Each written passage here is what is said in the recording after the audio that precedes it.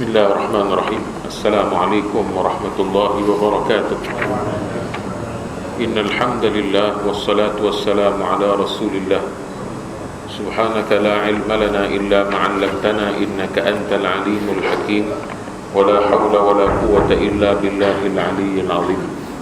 Allahumma la sahla illa ma ja'altahu sahla wa anta taj'alus sa'ba wal hazna idza syi'ta rabbi sahla. Rabbi yassir wa la tu'assir ya karim. Rabbi yassir wa la tu'assir ya karim. Rabbi yassir wa la tu'assir ya karim. Rabbi tammim bil khair. Amma ba'da. Kita sambung pada bab ghibah. Yang minggu sebelum-sebelumnya kita baca dah sebuah hadis Nabi sallallahu alaihi wasallam berkait dengan hadis Zaid maula Rasulullah sallallahu alaihi wasallam. Zaid anak angkat Nabi sallallahu alaihi wasallam, Zaid bin Thabit, diumpat oleh dua orang sahabat di dalam masjid. Ketika Zaid meninggalkan mereka mengatakan sesuatu yang tidak baik berkait dengan Zaid. Maka bila sampai kepada Nabi sallallahu alaihi wasallam, wahai Zaid, beritahu kepada mereka, beritahu kepada sahabat kamu yang ada dalam kumpulan dalam halaqah itu, hari ni tak payah ambil lauk dekat rumah aku sebab dia orang baru lepas makan daging. Maka Zaid balik pada sahabat sekalian, dia kata, wahai sahabat, Nabi kata tak ada lauk hari ni sebab kamu baru lepas makan daging. Maka sahabat kata, kami tak ada makan daging pun, sikit pun tak ada makan lagi, hari ni belum makan. Ahlus Suffah mereka kesemuanya menanti makanan yang dihantar, makanan yang dibawa, makanan yang diberi oleh orang, simpati orang. Maka bila sampai kepada sahabat yang berkumpul ini, maka mereka kata tak ada makan. Maka Zaid pergi kepada Nabi SAW semula, menyatakan hal yang diberitahu kepada Zaid, bahawa mereka kata mereka tak makan ya Rasulullah, mereka tak ada daging, tak dapat lauk pun. Tak, kata Nabi SAW, pergi bagi tahu mereka pada mulut mereka ada darah, pada gigi mereka ada cebisan-cebisan daging yang tersangkut. Maka bila dinyatakan oleh Nabi SAW pada akhir hadis ni, Nabi beritahu bahawa tadi ketika kamu meninggalkan mereka, wahai Zaid, mereka telah menghantar sesuatu di belakang kamu. Ketahuilah bahawa orang yang mengumpat atau menghantar saudaranya yang di belakang maksudnya mengumpat, cakap belakang, sama macam dia makan daging saudaranya sendiri. Semalam ini kita sambung muka surat 206, berkait dengan Jabir radhiyallahu anhu, berkata Jabir bin Abdullah radhiyallahu anhuma, terasa angin yang membawa bau busuk di masa Nabi sallallahu alaihi wasallam. Ketika zaman Nabi, Jabir beritahu dalam hadis ini, dia kata ketika itu kami dapat bau bangkai ataupun bau daging yang busuk. Maka Nabi sallallahu alaihi wasallam bersabda, ada orang-orang munafik yang ghibah, yang mengumpat orang-orang Islam. Ada di kalangan kita ni orang yang munafik, yang sedang mengumpat orang Islam, yang sedang mengumpat orang beriman. Kesnya orang-orang munafik ni dia degil, tak mau dengar kata Nabi SAW. Yang biasanya yang degil, yang ingkar, yang fasik ini orang munafik. Tapi masalahnya penyakit ghibah hari ini bukan kena hanya pada orang munafik. Orang yang tak munafik, yang tidak mengaku diri munafik pun kadang-kadang hari ini, zaman kita hari ini, terkena penyakit ghibah. Tapi zaman Nabi SAW yang kena ghibah ni kebanyakan antara mereka yang orang munafik, yang selalu mengutuk, yang mengata orang Islam dan orang yang beriman yang sebenar. Maka berlaku zaman Nabi SAW, sahabat terbau busuk, maka bertanya kepada Nabi SAW. Nabi kata bau ini datang daripada mulut orang yang sedang mengumpat, orang munafik yang sedang mengumpat orang beriman, orang munafik yang sedang mengumpat kaum muslimin. Maka dapat dihidu bau itu oleh para sahabat. Maka inilah tandanya bau busuk, kata Nabi, yakni Allah akan menunjukkan kepada kaum muslimin yang taat dan patuh kenyataan kebusukan daripada apa yang telah dilarang oleh Allah Subhanahu wa taala kepada hamba-Nya. Zaman hari itu tuan-tuan, buat maksiat ni Allah Taala bagi tunjuk, kerana zaman itu zaman awal Islam. Zaman ketika mana Nabi SAW masih awal menerangkan kepada manusia tentang syariah, tentang akhlak, tentang Islam. Maka ketika itu Allah Ta'ala sampaikan bukti-bukti pada tangan Nabi SAW sendiri. Zaman ketika Nabi berdakwah, bukti itu Allah Ta'ala tunjuk satu persatu supaya Nabi boleh nampak, Nabi yakin, dan para sahabat yang ada sekeliling Nabi nampak dan yakin. Ada pun orang yang terkemudian, kita akan mengambil pengajaran daripada orang yang sebelum daripada kita. Ketika ditanya kepada seorang cerdik pandai, seorang hakim, seorang alim. Hakim ni makna orang yang cerdik, hukama, orang yang banyak hikmah. Apakah hikmah daripada busuknya bau ribah itu? Kenapa zaman Nabi SAW Allah Ta'ala bagi bau busuk itu? Kenapa zaman kita hari ini tak ada bau? Apakah ribah, apakah motif, apakah hikmah, apakah tujuan Allah Ta'ala buat begitu? Maka jawab hukama, jawab hakim, jawab orang yang alim, orang yang cerdik pandai ini, katanya di masa Nabi SAW Allah akan membuktikan kepada Nabi SAW dan para sahabatnya. Kerana zaman Nabi, Allah nak membuktikan kepada Nabi, buktikan kenabian Nabi SAW pada para sahabat, dan bukti kepada Nabi SAW sendiri, supaya Nabi lebih semangat, Nabi lebih jitu, Nabi lebih bersungguh-sungguh dalam menyampaikan syariat Allah Subhanahu Wa Ta'ala. Kerana bukti itu boleh nampak. Apa sahaja yang berlaku zaman Nabi SAW, Allah Ta'ala tunjuk bukti itu jelas. Allah Ta'ala tunjuk bukti itu pantas, nampak, semua orang nampak dan Nabi nampak. Banyak dalam, tuan-tuan boleh tengok dalam Dalail Muhammadiyah, dalam kitab berkait dengan kenabian Nabi SAW, Allah Ta'ala tunjuk bukti banyak dari segi mukjizat Nabi SAW. Maka berlaku zaman Nabi, kan Allah nak tunjuk kepada Nabi, nak tunjuk kepada para sahabat yang ada sekeliling Nabi. Tetapi di masa kini, kata hukama, kerana banyaknya ribah itu sehingga hidung kita telah berbau yang demikian, maka tidak basi lagi bau itu. Dikarenakan zaman dah berzaman, zaman tabi'in, zaman tabi'in, maksiat ni bukan makin kurang, tuan-tuan. Maksiat ni makin banyak. Nabi kata khairun nasi quruni, manusia yang terbaik ialah kurun aku, kemudian selepas daripadanya, kemudian yang berikutnya. Maknanya zaman Nabi SAW bawa kepada 100 tahun, bawa lagi tambah 100 tahun, bawa lagi tambah 300 tahun. Ini tempoh manusia yang baik. Nabi kata khairun nas, manusia yang terbaik, iaitu manusia zaman Nabi. Hadis riwayat yang pertama, khairun nasi quruni, manusia yang terbaik, manusia kurun aku. Daripada zaman Nabi bawa 100 tahun ke belakang, itu orang yang baik-baik semua. Sahabat Nabi SAW masih ada, ridwanullah alaihim. Kemudian zaman masuk tabi'in sikit, tabi'in, kemudian dah mula dah kacau bila manusia dah mula jauh daripada Allah Ta'ala, mula dah besok dan sebagainya, mula dah jauh, dia tinggalkan Islam, tinggalkan ajaran Nabi SAW, mula tinggalkan Allah Subhanahu Wa Ta'ala, mula tinggalkan Rasulullah SAW. Maka kata hukama, oleh yang demikian bau busuk tadi dah tak bau lagi dah. Maka dah tak bau busuk tu lagi. Sebagaimana seorang yang pertama kali masuk ke tempat tukang samak, yakni tu orang yang tempat bersih kilang buat kulit ni, kilang yang membersihkan kulit, ataupun tempat orang mengusahakan kulit-kulit binatang, dia bau dia busuk, kerana orang dah peram kulit, simpan kulit, dah buang lemak dia, buang darah dia, tempat tu memang busuk lah, bau daging-daging yang busuk, kulit-kulit yang busuk. Dia tidak akan dapat tinggal dengan selesa di sana. Tak boleh. Kalau hari pertama lah sampai dekat tempat getah segedap tu, orang kata busuknya, ataupun lalu sekali-sekali kata busuknya. Tapi cuba tanya orang yang kerja dalam kilang, busuk? Tak ada bau pun, kata dia. Tanya orang tu, bau tak? Tak ada bau pun, tak ada busuk pun. Kerana dia biasa begitu. Maka itulah umpama yang dicontohkan oleh hukama. Dikarenakan maksiat itu sudah terlalu banyak, maka menyebabkan orang sudah tidak berasa lagi itu maksiat, dah jadi benda biasa. Itulah nama dia dalam Islam ini. Dia perlu kepada bi'ah. Islam ni tuan-tuan, dia nak hidup, dia perlukan suasana Islam. Itu sebab Nabi SAW kata, Nabi kata al-jaru qabla dar. Kamu nak duduk satu tempat, kamu nak settle down satu tempat, nak cari rumah, nak cari penempatan, nak tinggal satu tempat, al-jaru qabla dar. Kamu lihat dulu jiran kamu siapa. Kamu lihat dulu masyarakat itu macam mana. Kamu lihat manusia yang akan kamu bergaul nanti macam mana. Manusia yang kamu akan berhubung nanti macam mana. Qabla dar, sebelum kamu menetapkan, sebelum kamu menentukan di mana kamu nak tinggal. Itu salah satu daripada petua Rasulullah SAW. Kenapa tuan-tuan? Bi'ah itu penting, suasana itu penting. Kalau suasana itu baik, suasana itu elok, tuan-tuan, kita akan rasa aman, kita akan rasa damai, kita akan rasa seronok.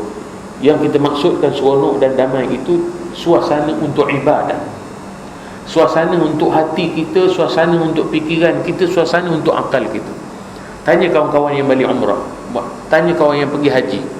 Tuan-tuan tengok suasana manusia yang kesemuanya menutup aurat. Suasana yang manusia bila azan dilaungkan, semuanya tinggalkan perkakasan mereka, semuanya Allahu Akbar, ikut satu suruhan yang sama. Meninggalkan kesemua barang-barang dagangan, barang perniagaan mereka, semua tuju kepada Allah Ta'ala. Allahu Akbar. Tuan rasa macam mana bi'ah dan suasana? Kalau duduk sana tak tinggal solat fardu 5 waktu terus, sebab semua orang semayang. Kita yang tak semayang ni nampak akan jadi janggal. Orang yang tak pergi solat jamaah nampak janggal, nampak kita terasing. Tapi bila balik kampung, yang solat jamaah tu yang janggal. Tengok dah semayang dah, dia ni bagus. Dulu tak semayang, dulu tak macam tu, sekarang ni dah bagus pergi masjid. Nampak?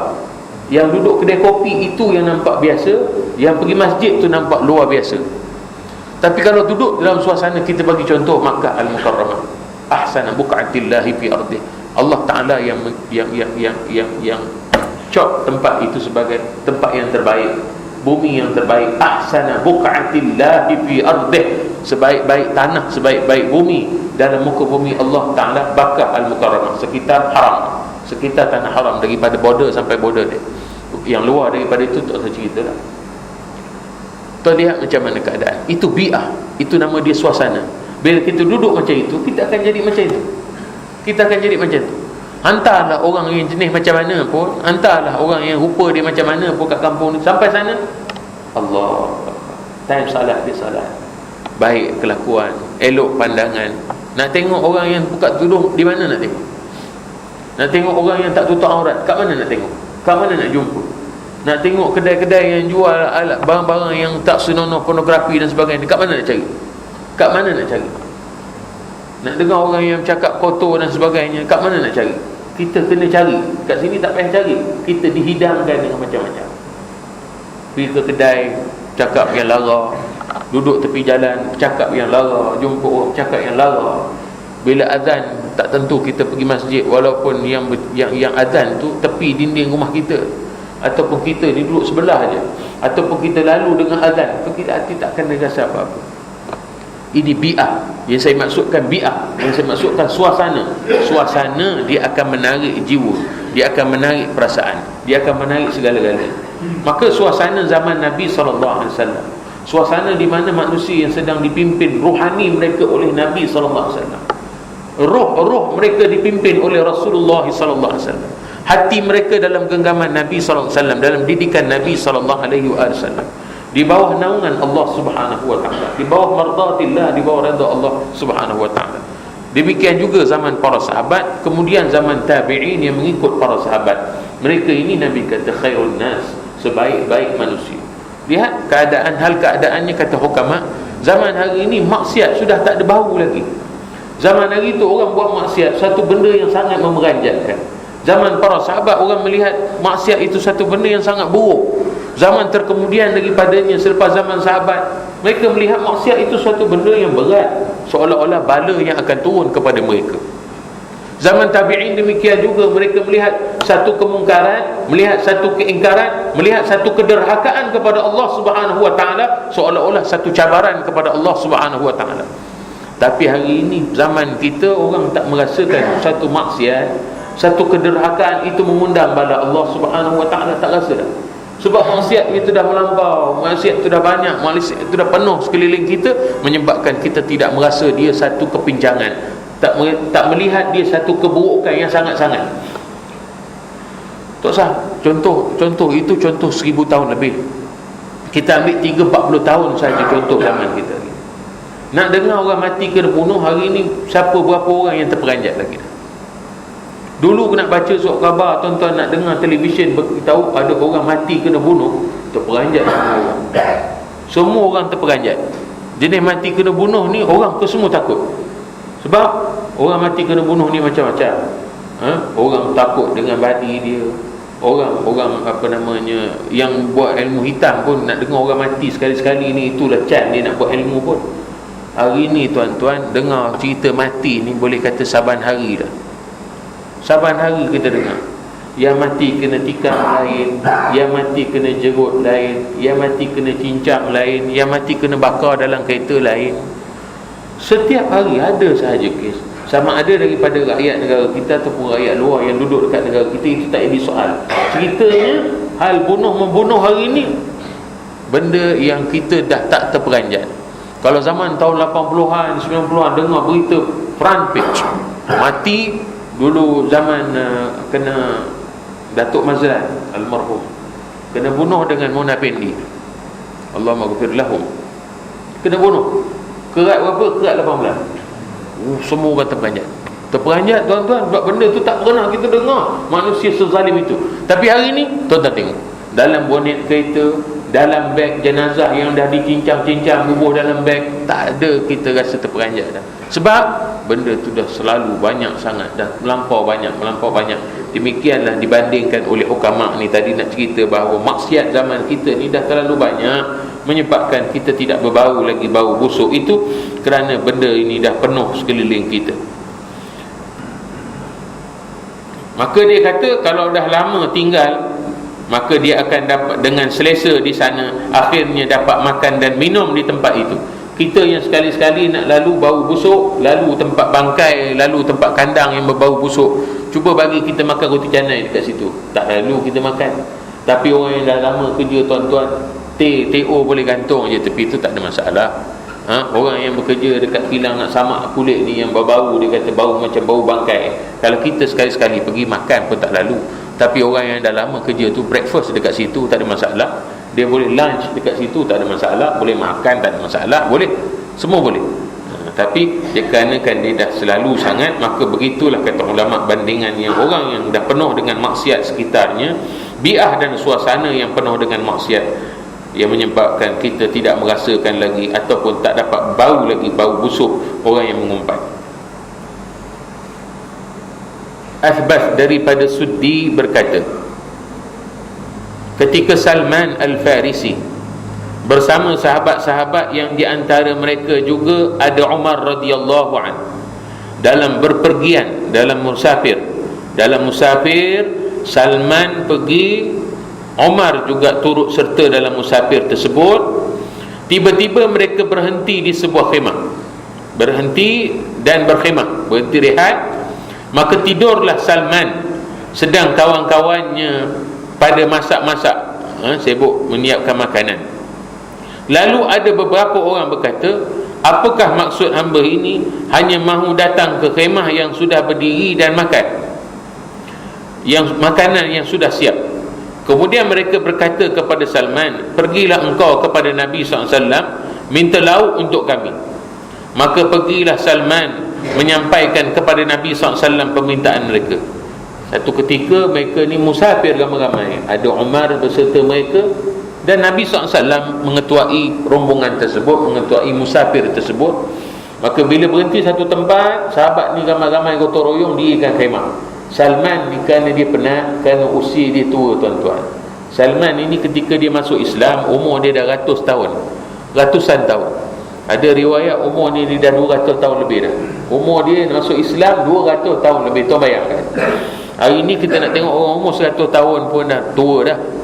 Tapi Salman ini umur dia ketika masuk Islam dah 100 tahun. Kerana ada riwayat mengatakan Salman wafat ketika umurnya 250 tahun. Ada riwayat menyatakan Salman wafat ketika umurnya 300 tahun. Dua riwayat, 250 hingga 300 tahun. Itulah umur Salman Al-Farisi. Zaman hari itu ada lagi. Zaman kita hari ni 100 lebih lah, yang kita dengar pun 100 lebih ada. Maka zaman Nabi dulu ada seorang sahabat nama dia Salman, umur dia 200 lebih ke 300, begitulah. Maka bila letih sangat dalam perjalanan, Salman bila berhenti tu, orang lain sibuk bubur kemah, Salman tidur. Maka bila Salman tidur, sahabat lain kata, ini jenis manusia, apa kita kata, jenis tak semenggah punya orang lah. Orang lain penat-penat siapkan kemah, dia boleh tidur. Ini senang-senang aja, kita yang penat-penat, dia ni sekarang tidur. Yalah, dah ramai-ramai ni tuan-tuan, mulut macam-macam. Mulut ni macam-macam, penat dan sebagainya. Ya, orang kata dia sadar-sadar tu sekarang, dia dapat kemah siap, dia dah tahu nak makan aja. Maka bila selesai orang dirikan kemah, maka ada kalangan sahabat yang menyuruh Salman, Salman, engkau tadi dah tak buat kemah kan? Tak dirikan kemah, maka sekarang kau ada kerja. Kau pergi jumpa Nabi, minta makanan. Kita ni dah penat, minta. Kalau ada lebihan makanan pada Nabi SAW, kita boleh makan. Maka pergi kamu minta pada Nabi. Maka pergilah Salman menyampaikan kepada Nabi SAW permintaan mereka. Apa minta? Minta lauk kalau ada. Maka Nabi SAW bersabda kepada Salman, beritahu kepada mereka bahawa mereka telah makan lauk pauk yang begitu banyak.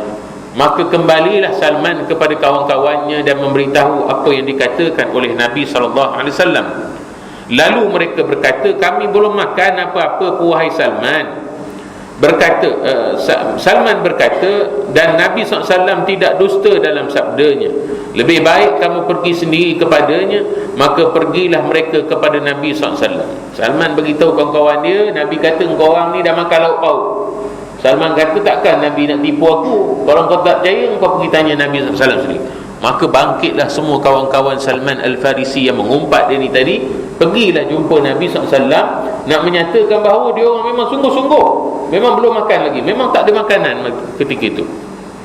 Lalu pergilah mereka kepada Nabi SAW. Lalu dikatakan oleh Nabi SAW, kamu telah makan daging saudaramu ketika kamu mempercakapkan, yakni ghibah, mengumpat padanya di waktu dia sedang tidur.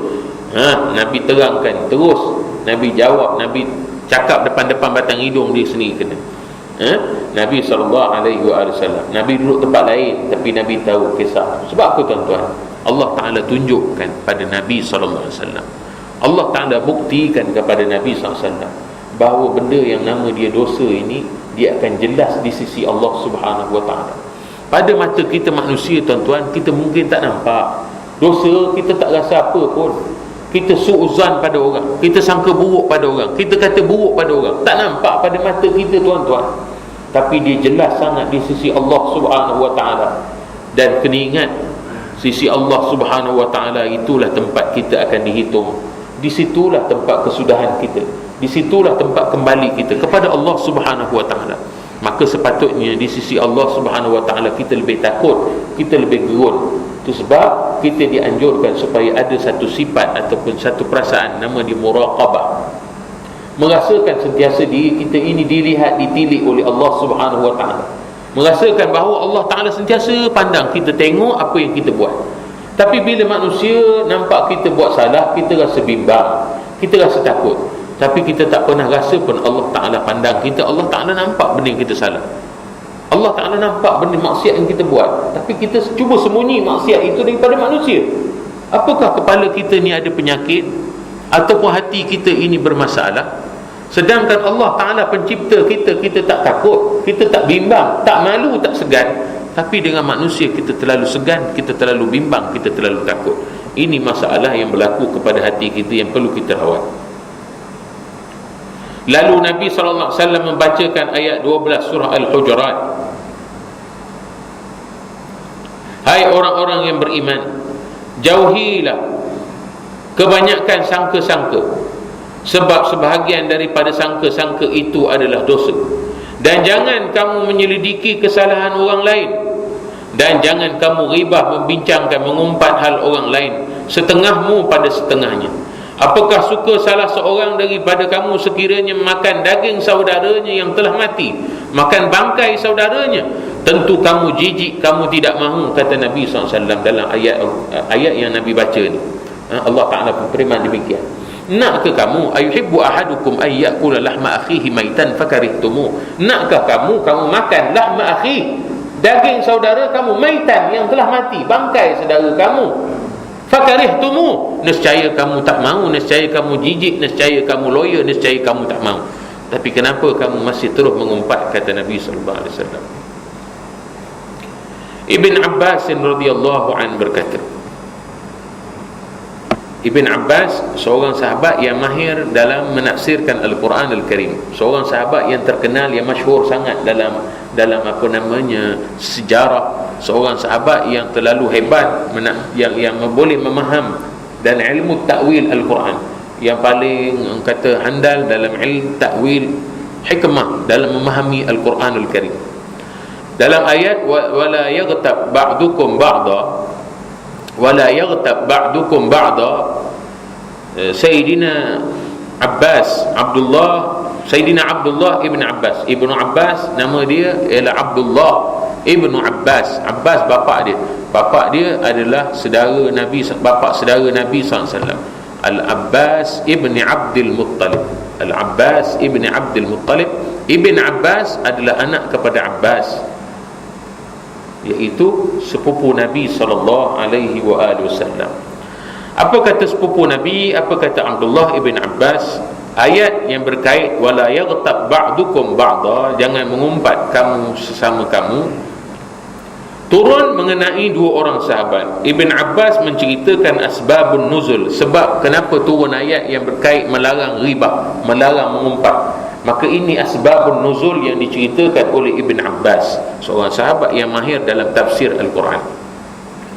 Turun ayat ini mengenai dua orang sahabat Nabi SAW. Pada suatu berpergian, pada satu musafir, Nabi SAW mengatur tiap dua orang kaya diamanahkan kepadanya sahabat yang tidak punya, sahabat yang miskin, sahabat yang susah. Dua orang kaya bagi satu sahabat yang miskin, dua orang kaya bagi amanah satu orang yang susah, satu orang yang miskin. Sebab apa? Orang miskin ini guna dia khidmat untuk orang kaya, dan orang kaya nanti bagilah sagu hati dan habuan kepada si miskin, menanggung perjalanannya, menanggung makan dan minumnya. Begitu. Yang miskin tadi dia seolah-olah jadi sahabat angkat, keluarga angkat kepada yang kaya.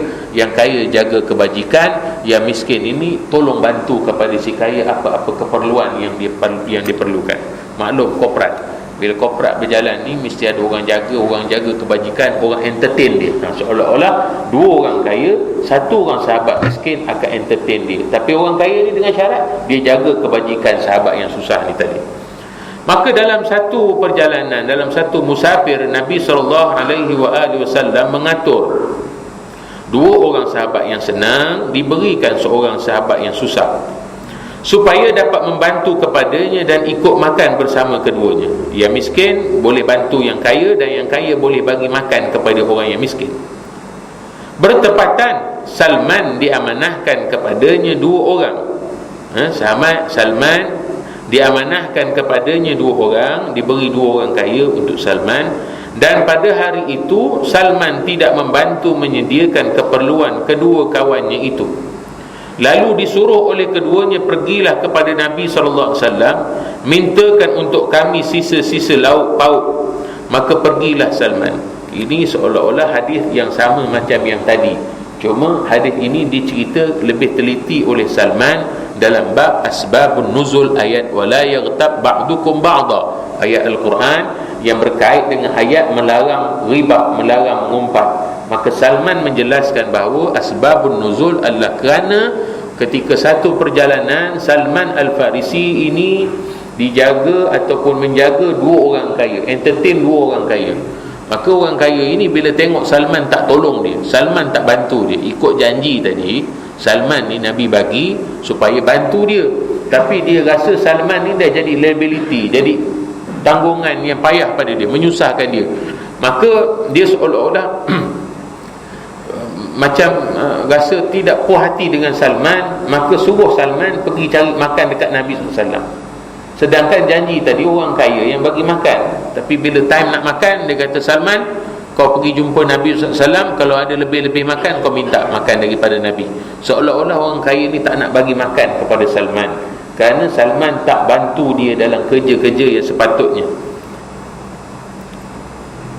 Maka pergilah Salman radhiyallahu an kepada Nabi SAW, minta untuk kami pergilah kepada. Maka Salman pergi. Maka bila pergi Salman, ketika Salman baru sahaja meninggalkan mereka berdua, tiba-tiba kedua orang itu berkata, orang itu, dia kata Salman lah tu, sekiranya si Salman ini andaikan ia pergi ke perigi, nescaya akan berkurang air. Apa maksud dia? Orang macam ini kalau letak kat perigi, keringlah perigi. Seolah-olahnya dia ni menyusahkan orang kaya. Kalau duduk kat orang kaya ni buat mengambilkan beras, macam bahasa kita begitulah. Ini peribahasa Arab. Kalau letak dekat perigi, kering perigi, maksudnya jenis orang panggil isap darah. Apa panggil? Jenis isap darah, jenis nyusahkan orang lah, jenis habiskan beras. Kalau bahasa kita ni mengambilkan beras je. Cuma Arab dia peribahasa, dia kata kalau letak tepi pergi, kering pergi, asyik sedut aja air tu, kering lah. Maksudnya seolah-olah Salman ni duduk nak menanggung si Salman ni, habis bekal tapi kerja pun tak buat, apa pun tak buat. Seolah-olah begitulah perkataan dia ketika Salman tinggalkan mereka berdua, mereka umpat Salman Al-Farisi. Maka ketika telah sampai kepada Nabi sallallahu alaihi wasallam, Salman berkata kepada Nabi apa yang diminta oleh kedua orang saudaranya itu. Tiba-tiba Nabi sallallahu alaihi wasallam bersabda, beritahu kepada mereka, wahai Salman, bahawa mereka berdua telah makan lauk pauk. Dan ketika disampaikan oleh Salman apa yang disabda oleh Nabi sallallahu alaihi wasallam itu, maka segeralah keduanya pergi menghadap Nabi sallallahu alaihi wasallam dan berkata, kami tidak makan lauk pauk ya Rasulullah. Maka jawab Nabi sallallahu alaihi wasallam, saya telah melihat merahnya daging dalam mulut kamu berdua. Berkata keduanya, kami tidak punya lauk daging dan tidak makan daging hari ini ya Rasulullah. Maka sabda Nabi sallallahu alaihi wasallam, kamu telah membincangkan hal berkenaan dengan saudaramu yakni Salman. Apakah kamu suka makan daging orang yang mati? Maka jawab keduanya, tidak ya Rasulullah. Maka sabda Nabi SAW, sebagaimana kamu tidak suka makan daging orang yang mati, maka jangan kamu menceritakan keburukan orang lain. Sebab siapa yang mengumpat mencerita keburukan orang pada kawannya, maka bererti telah makan daging saudaranya. Maka turunlah ayat ketika itu, wala yaghtab ba'dukum ba'da, dan janganlah mengumpat memburuk-burukkan sebahagian kamu ke atas sebahagian yang lain. Terus turun wahyu ketika berlakunya peristiwa ini di hadapan Nabi sallallahu alaihi wasallam. Maka itu asbabun nuzul yang menyebabkan turunnya ayat berkait dengan ghibah. Al-Hasanul Basri diberitahu, Hasan Basri huwa awwalut tabi'in, tabi'in yang paling awal, bahawa ada orang yakni fulan bin fulan membincangkan kejelekan ghibah padamu. Orang beritahu pada Hasan Al-Basri, ada orang mengumpat engkau wahai Hasan, wahai alim, wahai tok guru, ada orang mengumpat engkau. Maka langsung Hasan Basri mengirimkan kepada orang itu setalam kurma rutab, sambil berkata kepadanya, saya mendapat berita bahawa engkau telah menghadiahkan hasanatmu kepadaku, maka saya ingin membalas hadiah itu. Kerana itu harap diterima, sebab saya tidak dapat membalas yang sesuai dengan pemberianmu itu. Bila orang beritahu pada Hasan Al-Basri, seorang alim kabir, seorang ulama yang cukup hebat, ulama tabi'in yang sempat bertemu dengan sahabat, tak sempat jumpa dengan Nabi sallallahu alaihi wasallam. Beliau wafat 100 tahun selepas 60 tahun selepas hijrah, ataupun 100 begitulah. Hampir-hampir saya tak berapa ingat jelas tarikhnya, tapi dia merupakan ulama yang awal, yang dipanggil awwalut tabi'in, tabi'in yang paling awal. Orang yang sempat berjumpa dengan sahabat tapi tak sempat jumpa dengan Nabi SAW, mereka dipanggil tabi'in. Maka Hasan Al-Basri, bila orang sampaikan berita pada dia, wahai Hasan, wahai alim, wahai tok guru, wahai tuan syekh, kami dapat maklum bahawa ada orang mengumpat tuan syekh bagian-bagian. Fulan bin fulan ni mengumpat tuan syekh. Maka Hasan Al-Basri menyediakan sedulang rutab. Rutab ni kurma, jenis kurma yang masak, yang gandum, yang manis. Rutab dia manis daripada kurma yang lain, manis sangat, baguslah, baik. Maka siapkan satu dulang, tinggalkan dengan memo sekali, dengan nota. Apa nota? Terima kasih, aku tak dapat nak balas yang lebih baik daripada pemberianmu. Ini sahaja yang dapat aku bagi untuk kamu di atas jasa baik kamu menghadiahkan hasanatmu kepada aku. Dia bagi macam tu. Ini jenis pulang paku kat orang balik. Sebab orang yang mengumpat orang ini, dia bagi pahala tu kat orang tu. Maka kita ni patut ucap terima kasih pada orang yang mengumpat kita, kerana penat dia semayang, penat dia puasa, penat dia zikir, penat dia apa semua sekali beribadat pada Allah Ta'ala, pahala dia tu semua serah kat kita, curah kat kita.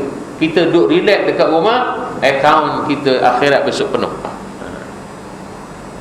Ibrahim bin Adham, seorang awliya illah juga, sama. Hasan al-Basri, Ibrahim Adham, ni kesemuanya mereka humul asfiya, humul awliya. Mereka semua di kalangan orang-orang sufi, lagi wali-wali Allah. Ibrahim bin Adham menjemput makan beberapa orang, dan ketika makan bersama-sama, tiba-tiba mereka menyebut kejelekan seseorang. Ajak kawan makan sedulang dengan dia, tengah-tengah makan orang ni cerita hal orang. Maka kata Ibrahim bin Adham, orang selalu makan roti sebelum daging, tapi kamu ni makan daging sebelum roti, kata Ibrahim bin Adham. Kadang-kadang tuan-tuan, dalam dakwah inilah uslub yang kita perlu buat. Inilah uslub yang perlu kita pakai untuk ajar orang yang tak reti bahasa, orang yang tak faham-faham lagi. Semua orang tahu mengumpat itu berdosa, semua orang tahu mengumpat itu salah, tapi mereka merasakan bila mengumpat ini satu kepuasan. Bila tak ada orang tegur, lagi panjang cerita dia, lagi macam-macam dia sebut, semua hal orang nak sebut. Tapi kalau dapat kita ni, bila dia mengumpat, kita astagfirullahalazim, berhenti dia. Ataupun dia tengah mengumpat tu, sudahlah, habis pahala kita kasih ke orang. Sekali-sekali saya rasa kita kena buat begitu. Bukan rasa lagi, memang betul-betul kita kena buat begitu. Tambah kalau ada orang yang isteri rajin mengumpat, atau suami rajin mengumpat, isteri kena cakap macam tu, atau suami kena khabar kat isteri macam tu. Sudahlah, penat kita ni mak haji pak haji, balik umrah pergi umrah, zikir baca Quran, semayang jamaah, semayang tonggang-tonggik siang malam, kita semayang qiyamul lail, tapi pahala kita kasih ke orang. Kadang-kadang kita kena begitu, kita kena nasihat begitu, supaya orang ini terasa hati dan dia berhenti. Maka cara Ibrahim Adham ni, dia sindir kawan dia yang sedang makan ni mengumpat orang. Maka dia kata, aku biasa tengok orang makan roti dulu baru daging, ini engkau makan daging dulu baru makan roti, makan lauk dulu baru makan roti. Macam itu dia nak ajar saudara dia. Abu Umamah Al-Bahili radhiyallahu anhu berkata, seorang hamba telah diberi suratan amalnya pada hari akhirat kelak, maka terlihat padanya pahala-pahala yang tidak berasa, tak pernah dia melakukannya. Lalu ia bertanya, ya Tuhan, dari manakah hasanat-hasanat atau pahala-pahala ini? Maka jawab firman Tuhan, itu daripada apa yang orang umpat engkau dan engkau tidak tahu. Besok ada orang datang hari kiamat, dia pelik mana datang pahala dia macam-macam. Dia tak pernah bangun malam, tapi ada pahala bangun malam. Dia tak pernah puasa sunat Senin Khamis, tapi puasa sunat Senin Khamis banyak pula dalam diary dia. Dia tak pernah bagi sedekah dekat orang, dia orang susah nak bagi sedekah macam mana, tapi tengok banyaknya duit daripada sedekah dia di dunia dulu. Maka dia bertanya kepada Allah Ta'ala, dari mana datangnya hasanat atau pahala yang tak pernah saya buat dulu di dunia? Maka Allah Ta'ala berfirman pada dia, inilah pahala orang yang mengumpat kamu dulu di dunia, pahala dia aku beri dekat kamu. Ibrahim bin Adham berkata, wahai orang yang mendustakan, engkau bakhil kedekut dengan kekayaanmu terhadap kawan-kawanmu, tetapi suka memberi dengan akhiratmu kepada musuh-musuhmu, maka engkau tidak untung kerana bakhil dan tidak terpuji kerana kemurahanmu. Kawan-kawanku sekalian, wahai orang-orang yang mendustakan, maksudnya orang yang tidak beriman kepada hari akhirat, orang yang tak percaya tentang azab Allah, orang yang tak percaya tentang ayat Allah, orang yang tak percaya tentang indar, peringatan yang diberi oleh Allah Subhanahu wa ta'ala. Ini maksud orang yang mendustakan. Orang siddiq, orang beriman. Orang yang kadhib atau kadhub, ini orang yang mendustakan, maknanya lawan kepada siddiq, lawan kepada orang yang beriman sungguh-sungguh. Abu Bakar as-Siddiq, Abu Bakar orang yang beriman sungguh-sungguh, 100% bulat iman dia kepada Nabi dan kepada Allah. Maka lawan kepada orang yang siddiq, orang yang beriman sungguh, yang mengiyakan sungguh agama Allah, ialah al-kadhib, orang yang menipu, orang yang mendustakan. Maka kata Ibrahim Adham kepada orang yang tak beriman tentang azab Allah, tak beriman tentang akhirat, tak beriman tentang apa yang ditentukan oleh Allah Ta'ala, maknanya dia tidak taat kepada hukum yang ditentukan Allah berkait dengan ribah ini, maka dia kata, mengapa kamu ini kesemua bakhil, kedekut terhadap kekayaanmu kepada kawan-kawan. Engkau tak pernah pun nak bagi kebaikan engkau duit ringgit kau, tak pernah pula kau nak belanja kawan kau makan, tak nak pula belanja orang makan, kasih orang makan, at'imut ta'am, bantu orang-orang yang susah, kenalan-kenalan kamu ramai yang susah, kawan-kawan kamu ramai yang susah, kamu tak nak bagi. Tapi dengan musuh-musuh engkau bagi lebih daripada itu. Dengan kawan-kawan, jangan kata pahala, duit dia 10 pun kawan tak pernah jamah, roti sekeping pun kawan tak pernah jamah hasil titik peluh dia. Tapi musuh dia berbondong-bondong pahala dia bagi. Tapi orang yang dia tak suka, orang yang dia benci, yang bukan kawan dia, dia bagi pahala dia, tuan-tuan. Bukan dia bagi duit, dia bagi yang lebih daripada itu, iaitu modal akhirat dia bagi, pahala dia bagi kat orang, dia bagi dekat musuh dia. Maka engkau tidak akan untung kerana bakhil kamu tadi. Engkau bakhil, dunia engkau tak ada guna apa. Tapi pemurah engkau tentang hal maksiat engkau tadi langsung tak berguna. Apa pemurah? Dia bagi pahala dia dekat orang yang diumpat. Musuh dia tentulah diumpat macam-macam, dia kata macam-macam, tapi kawan dia baik pun dia tak pernah buat, sedekah pun tak pernah bagi, hadiah pun, belanja makan pun tak pernah bagi. Tapi musuh dia yang untung, musuh tu dapat pahala dia. Kawan yang rapat dengan dia, 10 dia pun tak pernah rasa. Begitu maksud Ibrahim bin Adham dalam menggambarkan hal keadaan bodohnya orang yang mengumpat. Seorang hakim berkata, ribah itu, mengumpat itu sebagai lauk bagi para qurra dan jamuan untuk orang-orang yang fasiqah, dan hiburan wanita, dan lauk pauk anjing-anjing manusia, dan tandas tempat pembuangan kotoran bagi orang-orang yang bertakwa. Itu dah buruknya perumpamaan yang disebut oleh hukama, oleh hakim, seorang cerdik pandai, seorang ulama, berkait dengan sifat ribah ini, buruknya ribah ini, sampai kepada peringkat ribah ini seolah-olah jadi lauk bagi anjing-anjing manusia dan tandas jamban bagi orang-orang yang bertakwa. Anas ibn Malik radhiyallahu anhu berkata, Rasulullah sallallahu alaihi wasallam bersabda, 4 macam yang dapat membatalkan pahala puasa dan wuduk dan menghapuskan amal, yakni merosakkannya. Pertama, ghibah, yakni mengumpat, membincangkan keburukan orang lain. Yang kedua, berkata dusta, bohong. 3, mengadu domba, yakni melaga-lagakan orang lain. 4, memperhatikan kecantikan wanita yang haram dilihat. Dan semua itu dapat menyuburkan bibit-bibit kejahatan, sebagaimana air menyuburkan tanaman, dan minum khamar itu mengatasi semua dosa-dosa. Atau kama qala sallallahu alaihi wasallam. Kita tengok satu persatu. Nabi kata 4 macam ini dia boleh batalkan puasa dan wuduk. Kita buka kitab fiqh, tak jumpa benda ni. Tak batal pun wuduk orang mengumpat, tak batal pun wuduk orang yang berdusta. Di sini maksud Nabi SAW, dia membatalkan pahala orang itu, dia menghapuskan hasanat pahala orang itu, batal.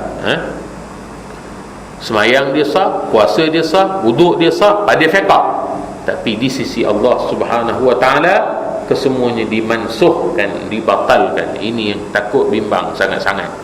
Orang dah jaga syariat, kalau dia tak jaga akhlak dia, inilah masalah. Dia tak jaga tarakat, dia tak jaga ihsan, tak jaga tasawuf, tak jaga akhlak, inilah akibat dia. Bukan nak jaga syariat aja, kena jaga dua-dua. Kena jaga tiga-tiga.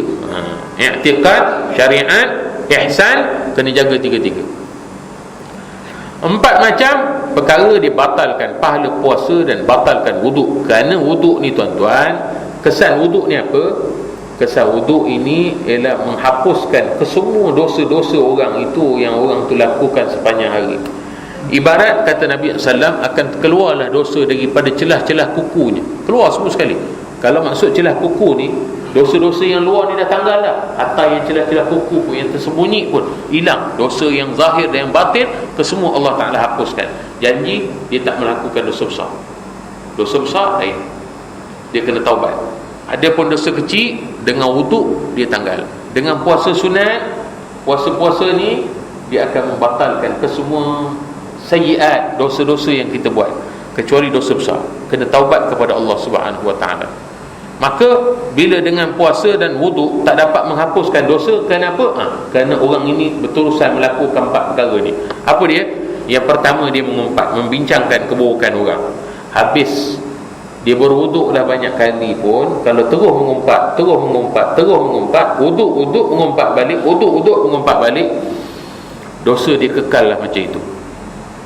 Yang kedua, dia membohong, dia berdusta, maka tak bergunalah dia puasa. Kam min sa'imin laisa lahu min siyam illa al-ju' wal-'atsh.